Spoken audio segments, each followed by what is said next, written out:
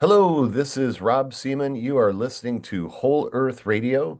Today is season 3, episode 5, and my esteemed guest is Gina Rivers from Host Defense Organic Mushrooms. Gina, thanks for being on Whole Earth Radio.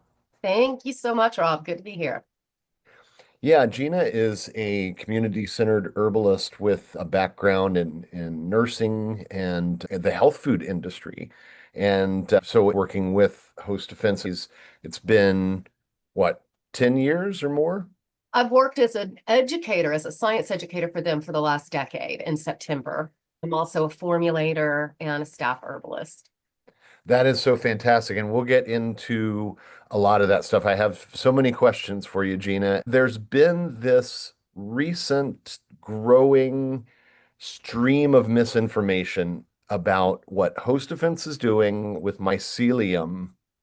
And let me just ask you, why do you think people are doing this? Is it just because Host Defense is the number one mushroom company and Paul and the rest of you built this category? Is it just jealousy, the need to knock off whoever's on top? Or is there something more to it? Yeah, boy, there's a lot that we can discuss and unpack with that.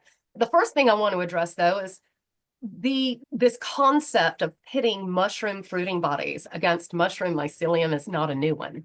Ever since I've been with Host Defense, I was a rep for 3 years before I began educating for them. So 13 years, we have heard this marketing propaganda, if you will, from our competitors.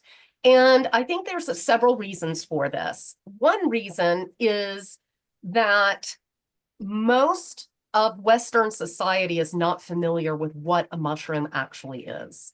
I think we compare mushrooms to vegetables. They weren't even separated from the kingdom of plantae until 1969. So mycology and the study of mushrooms is a newer science. Now, not so with utilizing functional mushrooms for health and longevity. We have civilizations like the Chinese people that have used mushrooms in their health and well-being practices for at least 2,000 years, maybe more. So we've got a strong historical precedent of utilizing mushrooms for health and longevity purposes in humans. And so with that, you get this traditional mindset. Well, people in China, they didn't use mushroom mycelium. They used the mushroom fruiting body as part of their health practices. That is true. They did. That's what they saw growing out of the leaf litter. This is what they saw growing out of the tree, depending on the species they were looking at. What they did not see is the actual living, thriving body of the organism that we're calling a mushroom. And that has been hidden from view until fairly recently. That part of the living body is called the mushroom mycelium. And that is where all of the executive function of that organism takes place. It's where the antioxidant production occurs. It's where the enzymes occur. It's where the organism will produce postbiotics in this form that can be utilized for human health and longevity. It will produce something called exopolysaccharides, which are really being studied right now in the scientific community as well as the traditional polysaccharides like beta glucans. So what we have seen in a nutshell is the progression of science over the last several decades. I like to compare it a little bit to our historical evolution with the printing press. It used to be the best thing to get your news was the printing press. This is how we really upped our civilization, is by utilizing this amazing invention that is irrelevant now because we More or have better less, yeah. ways of communicating. Exactly, exactly. So science progresses, and sometimes people that are very rooted in traditionalism have they find themselves at odds with science progressing. Paul Stamets, who is the owner and founder of Host Defense, is a scientist first and foremost. And he actually founded the supplement line in order to generate revenue for mushroom research because he recognized it was so underfunded.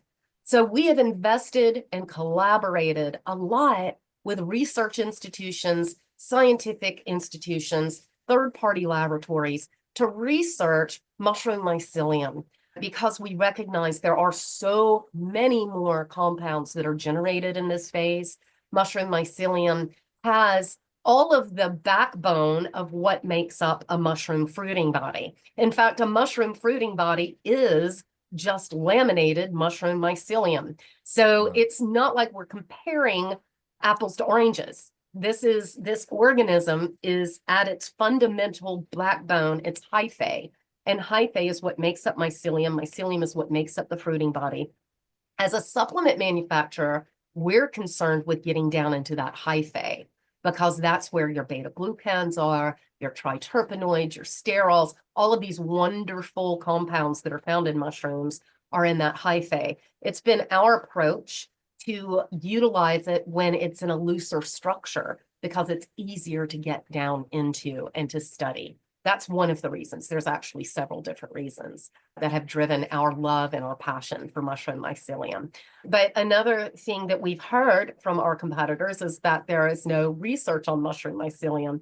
When anybody can get on Google Scholar or PubMed.gov and find thousands of positive, beneficial, peer-reviewed research studies on mushroom mycelium. In fact, when you look at the scientific community, it's largely moving to analyzing mushroom mycelium over mushroom fruiting body. It's more sustainable, it's easier to grow, easier to access, and you can control variables like pollution that you just can't do if you're wildcrafting fruiting bodies or even growing fruiting bodies outside. That's such a great point, and I think one aspect of this is that Fungi Perfecti, the parent company of Host Defense, is, as you said, so research focused right from the very beginning. This was Paul's intention in founding the company, has for a company its size a huge research team, which I mean, I think we just really don't talk enough about, but the research that Host Defense as a company is doing into mycelium and benefits for the human body. I know there's some things we talked about this before we started this that things that are still in peer review you can't really get into. Some things we can't talk about until they're published. Some things that deal with disease we can't talk about here because we try to be DSHEA compliant. It's important to protect the industry and to protect what we're doing. So we're very careful. We're not making disease claims or anything. But within that spectrum, what can you say about what you've learned and what the company has learned from all of this research that Host Fence is doing into the benefits of mycelium? Absolutely. First of all, we are a clinically studied company. We've even had a few human clinical trials that have utilized our solid state fermentation, the way we grow our mushrooms, in their research. We didn't pay for these studies. We just supplied them with the materials for the studies, and they have turned out to be highly beneficial.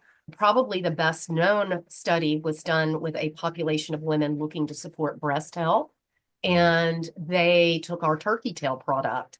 And this was after conventional therapies that they had that had their immunological capacity.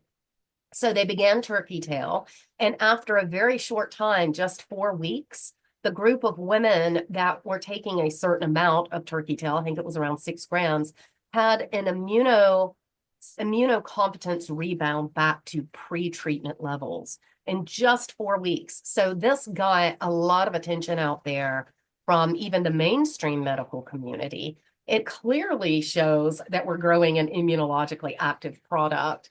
There have been a series of, one thing that we do, Rob, is we really are invested in more efficacy studies than we are compound testing or trying to get down to one active class of compounds, because we know that these mushrooms are very complex organisms that have a lot of moving parts in them that work together synergistically in the body. So we're really not concerned about how much of any compound is in each species. We're more concerned with how do these compounds impact the human immune system. So we've really focused our efforts in human immune cell studies and human clinical trials for this reason. And there have been a series of them published with our studies. We try to always publish in open access journals.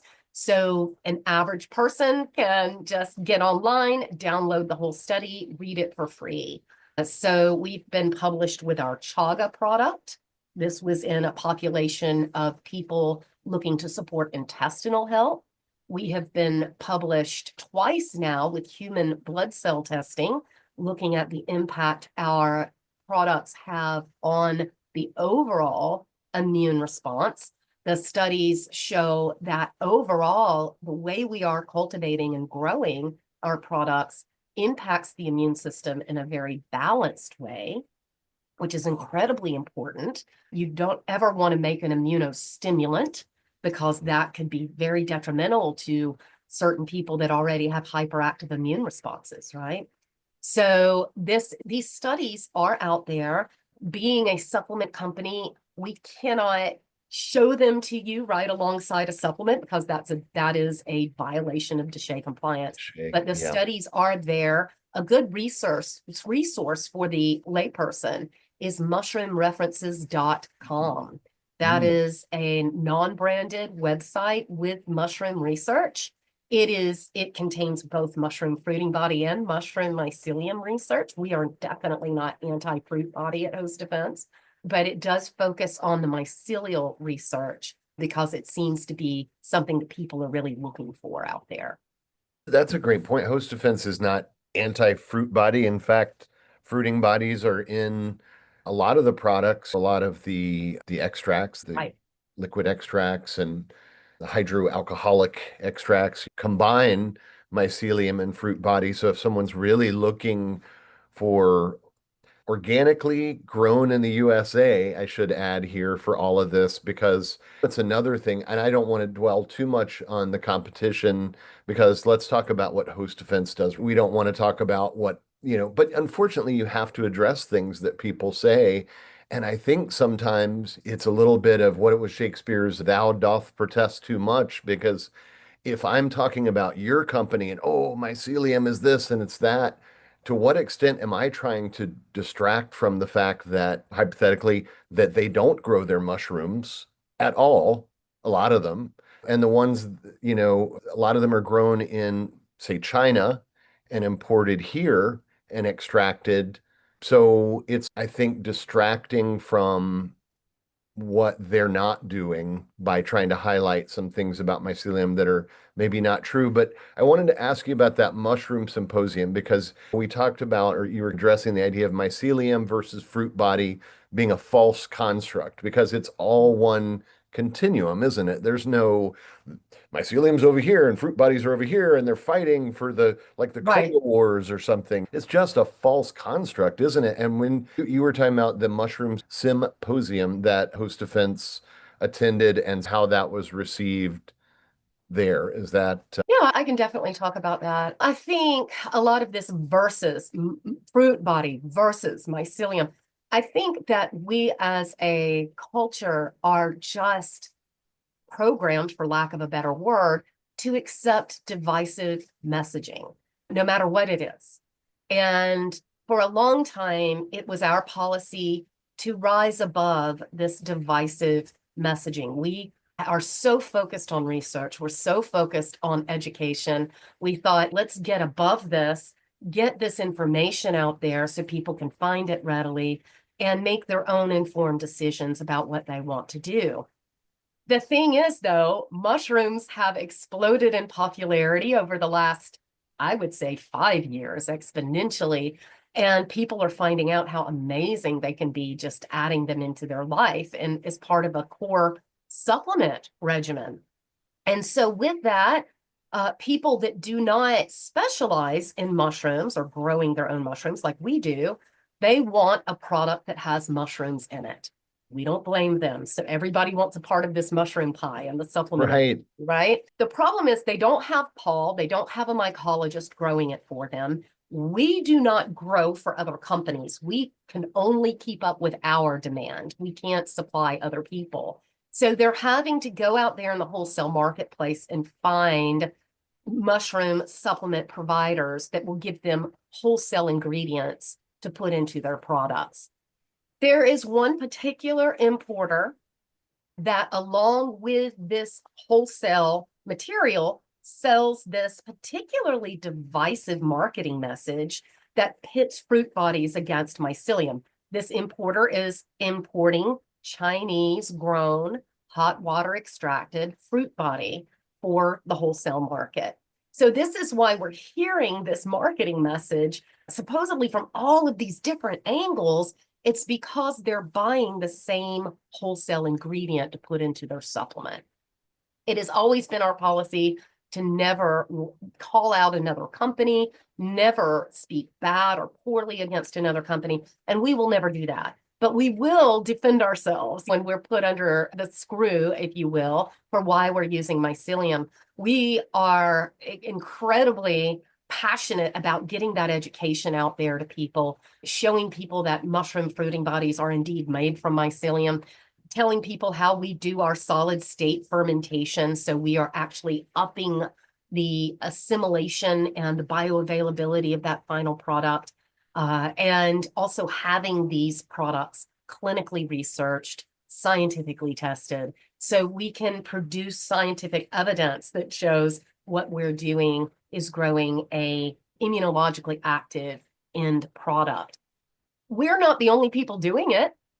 Paul has taught other people how to grow just like we do for the last 40 years. He's been teaching Yeah. Oh people to my do. gosh. So So many there's some people have people come that through are this. our competitors. We call them friendly Yes. competitors because they're friends. They have come to our farm. They have been taught how to do this, and now they have their own products, and they're great. They're great. So a lot of us, all of us in the supplement industry and the mushroom food industry, were invited to a mushroom summit in Colorado, where we made a presentation about the newest research and the exciting news. Our research team, by the way, we have 7 researchers that we employ full time, and our goal is to publish scientific evidence. So that's what they focus on.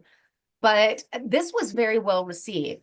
The importer of the Chinese grown hot water extracted product came in with the same rhetoric.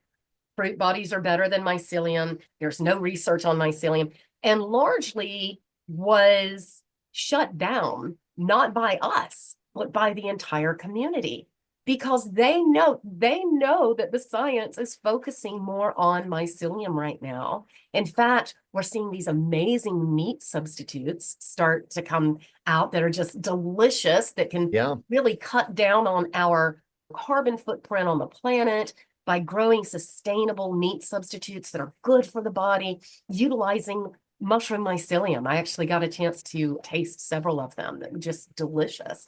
So there's a lot of innovation being made around using mushrooms, not just in a supplement form, but in a form to impact our footprint on this planet in a positive way. So it was not received well, is all I've got to say. The rhetoric about mushroom mycelium being plug spawn, everybody that knows the way we grow, that Paul's taught how to grow over the last 40 years, knows that's not what we're doing. And again, this is rhetoric that we have heard again and again from this one particular source.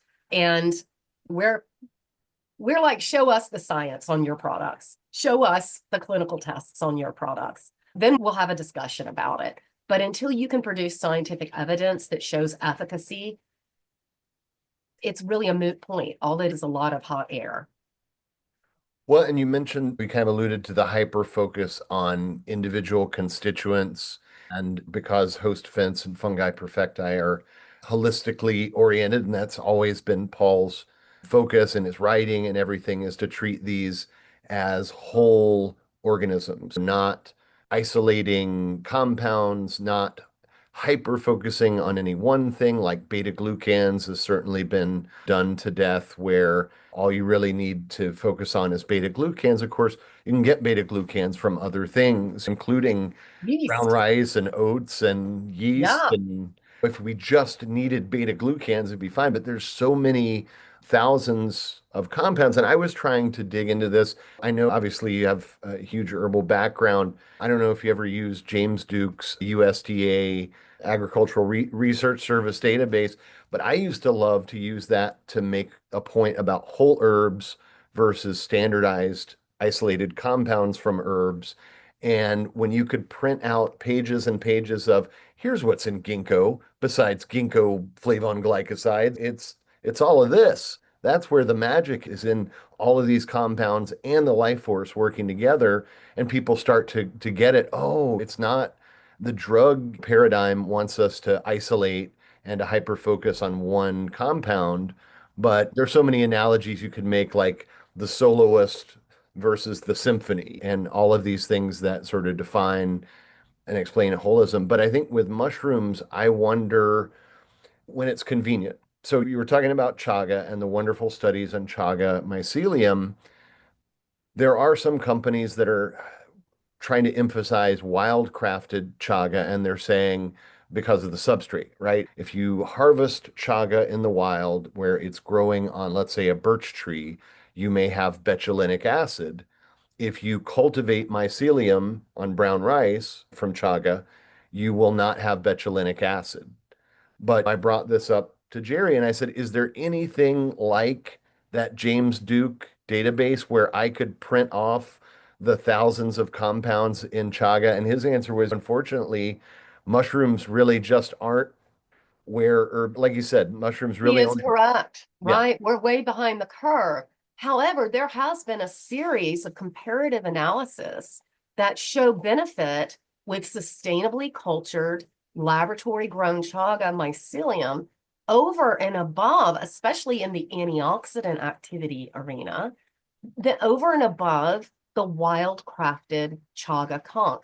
And I love to talk about chaga because chaga is really the poster child for activity in mycelium. A lot of people, I have even seen other companies claim that they are including wild crafted chaga fruiting body. They are not. The chaga conch that is harvested typically from the birch tree is a very slow growing mushroom.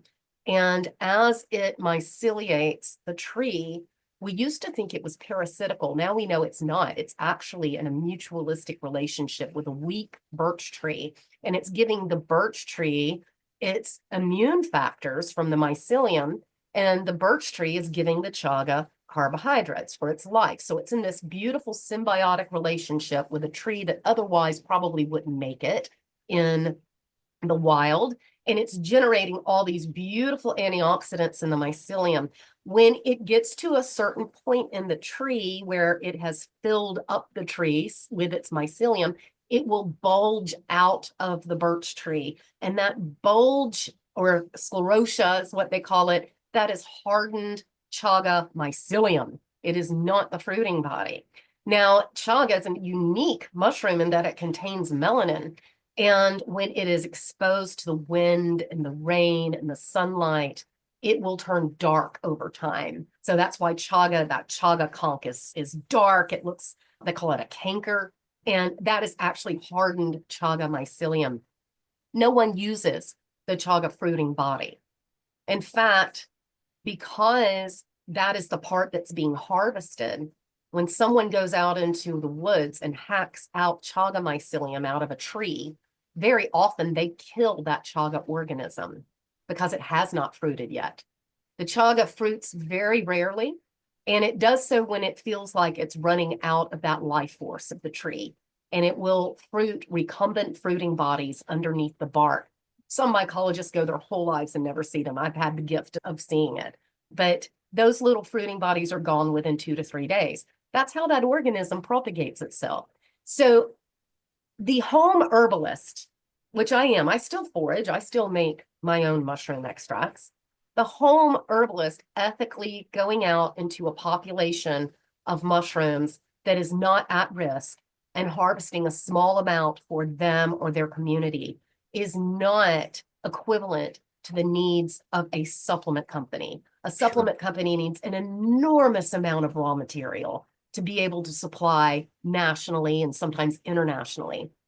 There is no one on this planet that can make an argument that wild crafting chaga is sustainable in any way to the environment because it is so slow growing and because it 9 times out of 10 will kill that chaga and it won't reproduce once it's harvested.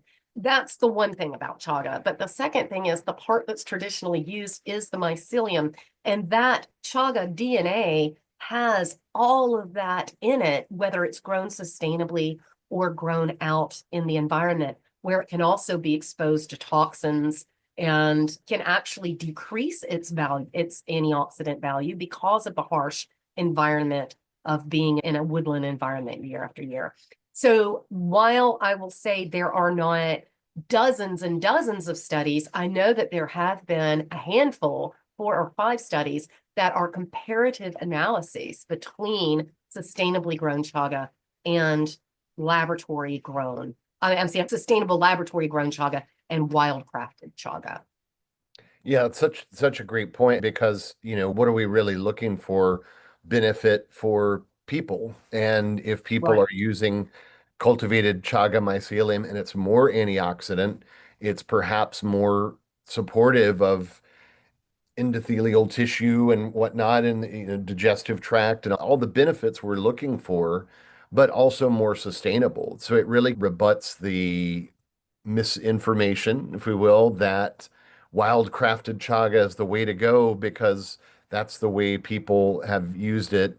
Yeah, you make a great point that there's a place for that, for small scale, responsible wild crafting, but on a large scale, large commercial scale, there's no way that could be Right. sustainable. There isn't. And I think a lot of people fail to recognize that. And even when we're talking about fruit body extraction in general, there's an amazing amount of waste that comes from that. If you look at some of these organic farms in China, there are acres and acres of logs sticking up out of the ground under tents that have fruiting bodies coming out of the logs. I don't think people stop and think, where did those logs come from? They came from a forest. There's no way to support it without deforestation. You're supporting deforestation as well, because many of these reishi, lion's mane, maitake, they require hardwoods to grow on. They don't grow on easily replicated pine trees that you can be sustainable with. So that's another factor, and also another reason the scientific community is looking more and more into sustainably grown, laboratory grown mushroom mycelium. It's easier to access, but it's also kinder to the environment. Yeah, excellent points. I really appreciate your helping to clear up some of those misconceptions, really. So I wanted to pivot a little bit and talk about your formulation work with the company. And we're not going to do a product by product analysis. We'll save that for in the health food stores, but on some new products like Myco Benefits, where Host Fence is combining mycelium with nutrients, nutraceuticals, and Right. then the mycobotanicals, which have been around, where you're combining mycelium with different botanicals. Some really great formulas. I know some really popular ones like the mycobotanicals brain, if I can get that out, and then now the myco benefits focus, drawing on that huge popularity of lion's mane that just seems to be, if Yeah. people know one mushroom, they know lion's mane, it seems like. But I was really drawn to the fact that in the Myco Benefits beauty product, which is really innovative, has a number of ingredients like hyaluronic acid, the silica from plant sources. Bamboo.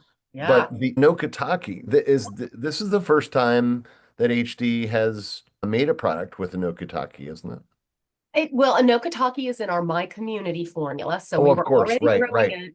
But then when we were formulating this, we went to the production team and said, "Hey, do y'all have room to grow Anokatake for us?" Because there is this fantastic human clinical trial that shows Anokatake can increase skin hydration when it is consumed over time, which I am all about increasing some skin hydration. So that's why we used it in the beauty formula. We also use chaga for its affinity of protecting epithelial cells. Our skin is epithelial cells. And reishi has a lot of antioxidant activity within the skin cell. And of course, our skin is exposed to the outside environment. It's the first thing that starts really showing aging in the body, right? And so really the beauty formula is focusing on giving your cells enough nutrients for daily generative activity where you're turning over new skin cells, new hair, new nail cells, and at the same time, improving the health of that cell. So it is more plump and more resistant to free radical exposure in the atmosphere. I'm really excited about the beauty formula. Yeah, absolutely. And I think this formulation that integrates mushrooms as a forefront kind of ingredient rather than an afterthought. Because I see sometimes formulas that sort of carelessly throw in lion's mane because it's trending. Yeah, And I'm not saying some of them are probably good. There's about 1 million functional beverages on the shelf right now with 200 milligrams of lion's mane. And what else is popular? L-theanine and just there's not right. very strategic or systemic formulations, but I know in herbalism, in true herbalism, depending on what tradition you're looking at, there's a lot more consideration of energetics and how these living things work together in formulas. So, can you speak to maybe how your approach to formulation with host defense draws on some of those maybe herbal traditions? Absolutely. And really my tradition is very mixed. I've had the opportunity to study with many different traditions. I'm bringing that to the table and Jerry as well. He is on the formulation team. And the mandate from our chief science officer, Paul Stamets, is for us to utilize an herb. It needs to be shown to be both ethnobotanically relevant and being used by a population for a while showing benefit, but also have published peer-reviewed science that also validates the claim. He is a scientist after all. So that's our mandate when we go into formulation. We also hold our raw ingredients to the same standards that we hold the mushrooms that we grow. So that means the organic herbs that we are buying on the market is run through the same rigorous testing. We're testing for purity, identity, we're testing for strength, we're testing for efficacy, just to make sure that herb is on par with the rest of our premium ingredients. And with the new Myco Benefits line, I feel like the gloves are off. I get to use all the tools in the toolbox because there's these beautiful high quality nutraceuticals that really complement the mushrooms and the herbs together. So you can make this power packed formula with just 2 capsules a day that have all of these ingredients working together synergistically. We use a lot of Ayurvedic herbs in our formulas, you'll notice. Yeah. And again, it's because we've been able to find really good sources of these herbs that have a long history. Ayurveda is probably the longest clinical history we have of herbalism out there. And we can show scientific research on many of these herbs as well. Yeah, and I look at a formula like Mycobotanical's Brain and Bacopa, right? Oh, Bacopa I love the monnieri is cocoa. Yes. just an amazing herb. And the synergy, it seems like, do you think it's fair to say that maybe people can get more out of a smaller serving in that formula Right. than if they were to take lion's mane by itself? And that is where it depends on the individual and what is going on with that individual. And that really depends on what that sort of narrows down what supplement would benefit that person. If someone's going off research driven serving sizes or dosing, they are probably going to want to do additional lion's mane. And this particular person may have more of a deeper health concern that they are addressing. And so that's why we make the lion's mane by itself and the lion's mane powder. You can definitely get more bang for your buck with the powder. And then you have individuals that maybe they're going into med school or they're adults that they're learning a new job or a new skill, and they need some synergistic amplification from a formula. That's where the brain formula, I think, is amazing. For these people that identify as having the attention span of a squirrel, I think that the brain formula is amazing for these people because you're getting this synergy of these smaller amounts working together. And you're also getting the beautiful addition from the herbs that are complementary in their action. Bacopa, we know from human clinical trials, can increase focus and memory retention the same day it's taken. So it's really helping an immediate need, and over time, it's going to have this cumulative benefit.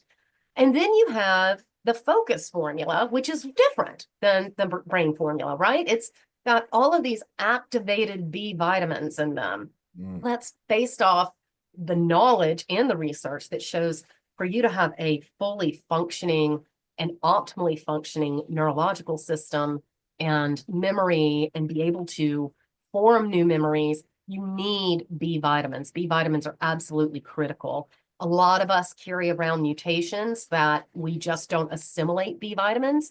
A lot of us have diets or lifestyles where we're not readily supplying ourselves with B vitamins, like vegans and vegetarians. B vitamins are water soluble. They're out of your system about 4 hours after you consume them. So the reality is you can have the best diet and still be B vitamin deficient on certain days.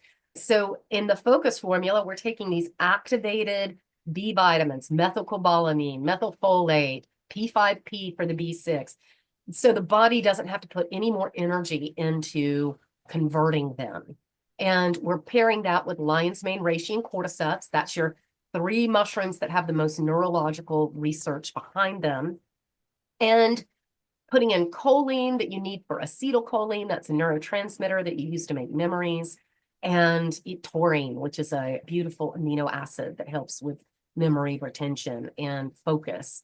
So that's a different formula. If somebody really wants, that's their main concern, they can stack the focus formula with the brain formula, or they can stack the focus formula with additional lion's mane, or the brain power stack, which is lion's mane, niacin, and methylcobalamin. They'll get a lot of methylcobalamin, but all of those can play well together.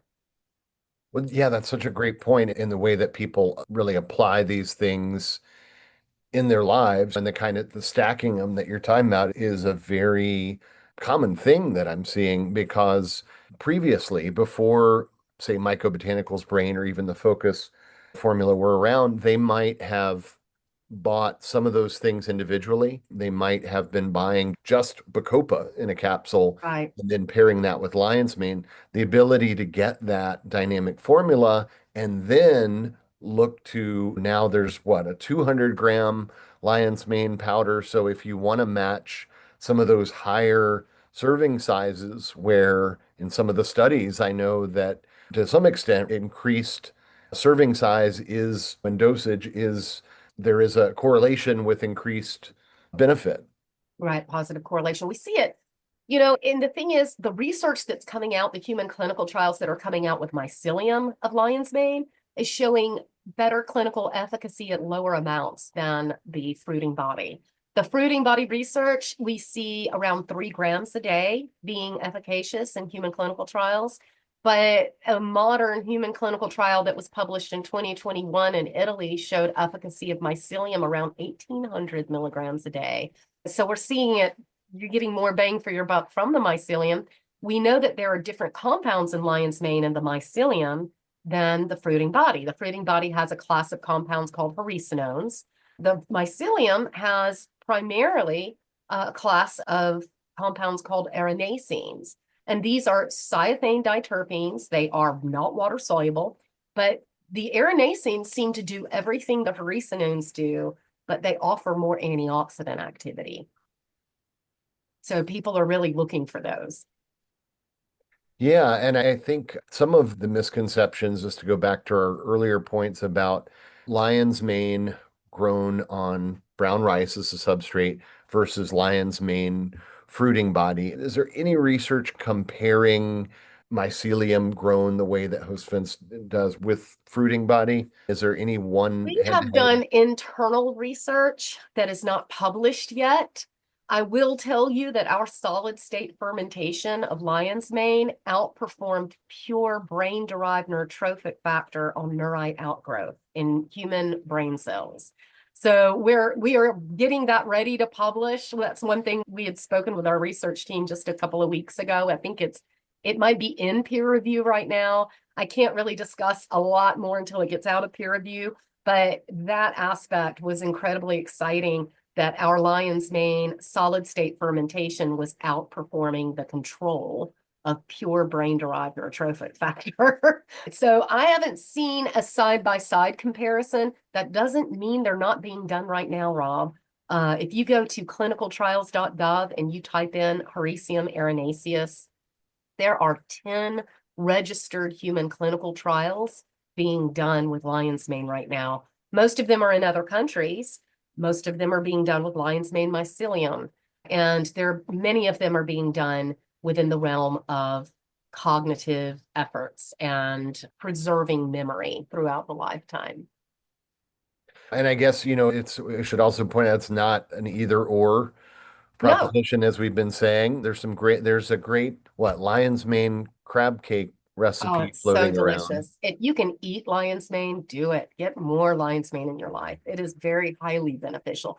In fact, eating any beneficial mushroom is there's sound scientific reasoning to do. Just cook them very thoroughly, because the human digestive tract doesn't make enough of a certain type of enzyme to break down the cellular structure of raw mushrooms to a point where you can actually get the benefit out of the cell structures.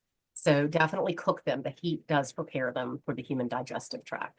Yeah, and I know you and Paul and the rest of the team have said this so many times, but it is the chitin that's in the wall of the Correct. fruit body, right? That is what sort of necessitates cooking to break down that really tough structure. It's very similar to, or is it identical to what's in shellfish? It's similar. It's not identical, or people would have allergies to mushrooms that have Right, shortcase, great but it point. is Yeah. similar. The cellular structure, from my understanding, is made from chitin and beta glucan. Beta glucans is we touched on it earlier. I don't think I brought up the fact that a lot of people think all beta glucans are immunologically active. And the fact is, there's only a couple of them that are immunologically active. Vastly, beta glucans make up the cell structure of a mushroom. They're fibers and they're good for you, but the majority of beta glucans function as fiber in the body. Wow. There's just so much to cover here. I feel like at every turn, it's like when I got into herbs originally a million years ago, where you learn one thing and it cascades into this. There's Yeah. this and there's that. There's just so much to wrap your head around at some point. So with that in mind, you'll have to come back on the podcast at some point in the future, and love to keep asking you more questions about all this important stuff. Awesome. Well, thanks for having me, Rob. I'm looking forward to seeing you in person in a week. Yeah, Well, very absolutely. I'll see exciting. you in a week. Well, Yep. thanks again, Gina, and we'll talk soon. Okay. Bye.